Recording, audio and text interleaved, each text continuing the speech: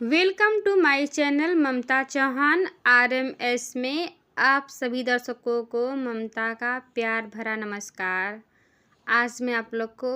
सुहाग गीत सुनाने जा रही हूँ। आई होप कि आप लोग मस्त होंगे, अच्छे होंगे, खुश होंगे, अपने फैमिली में हमेशा हैप्पी होंगे।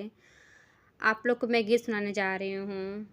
नदिया किनारे दुल्हे खूब दहलेना,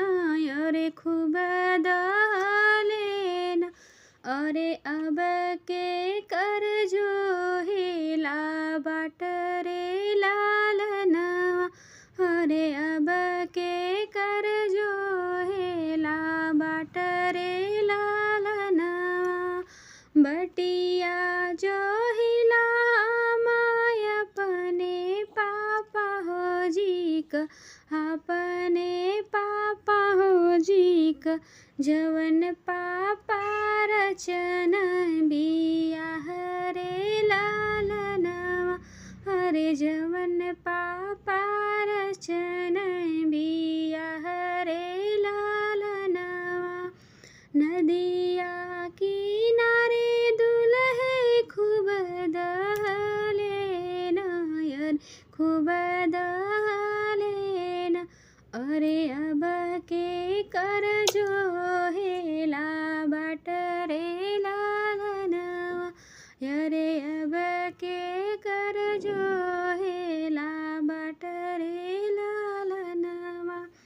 बटिया जो हिला